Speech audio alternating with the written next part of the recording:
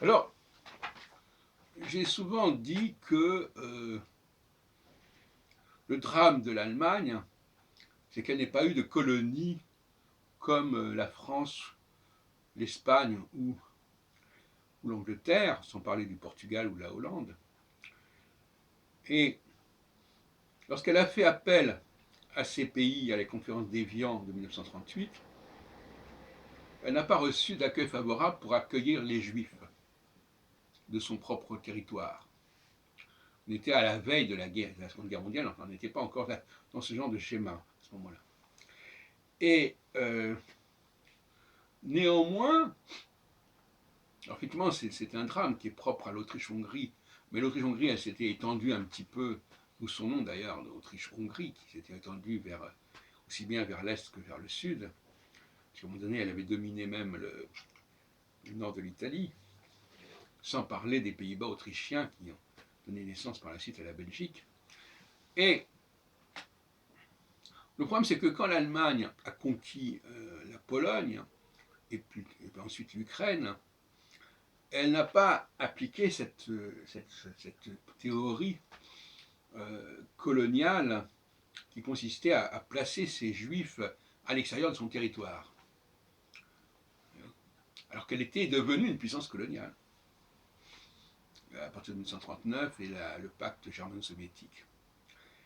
Et de la même façon, par exemple, rappelons que l'URSS avait envisagé en Sibérie un Birobidjan pour accueillir un État juif. Bon. Et puis rappelons aussi qu'à la conférence de Berlin de 1978, il était question de créer un foyer d'accueil pour les juifs dans les provinces roumaines qui venaient de sortir du joug ottoman. Voilà. Donc, la question le rapport entre à quoi servent les colonies, effectivement, on peut reconnaître que les grands pays de colonies qu'étaient l'Allemagne, qu'étaient l'Angleterre et la France, n'ont pas su proposer à l'Allemagne d'accueillir son surcroît de juifs dans leurs colonies.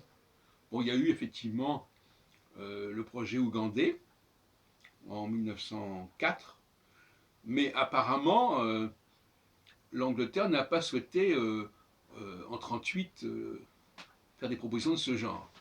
Il y a eu aussi le projet Madagascar, une colonie française, qui aurait pu également accueillir les juifs, etc. Et alors le paradoxe, c'est que la Société des Nations avait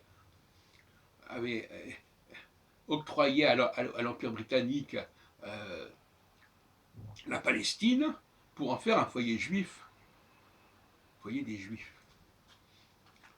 Mais en 1938, l'Angleterre n'a pas voulu accueillir tous les juifs qui pouvaient venir d'Allemagne et d'ailleurs. Donc en ce sens-là, elle a trahi sa mission, l'Angleterre, parce que c'est elle quand même qui a obtenu ce mandat.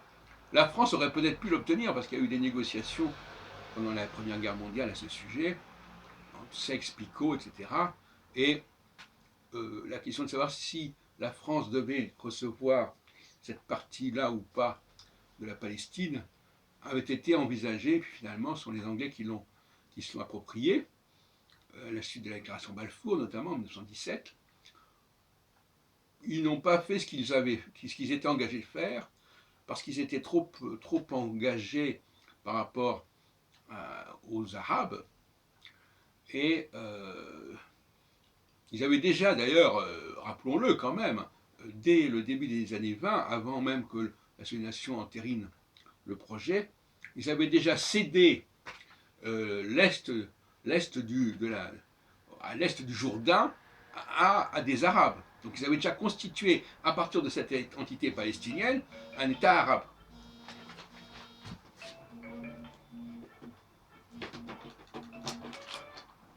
Donc ils avaient déjà il y avait déjà une partition de la Palestine entre l'Est et l'Ouest du Jourdain dès avant 1920.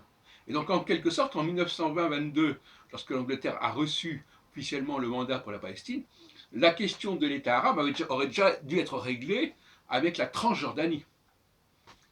Et donc par quel bizarre processus a-t-on en 1947 décidé que la partition de la partie occidentale à l'ouest du Jourdain devait encore une fois devrait encore se produire. Donc il y a eu une double partition, une première partition entre ce qui était à l'est et à l'ouest du Jourdain pour la Palestine, puisque la Palestine relevait aussi de... les Hébreux s'étaient trouvés également en Transjordanie, sous l'époque biblique, soi-disant. Et d'autre part, pourquoi est-ce qu'on a instauré à nouveau une deuxième partition en 1947 dans le cadre de l'Assemblée générale des Nations unies? Voilà un certain nombre de bizarreries.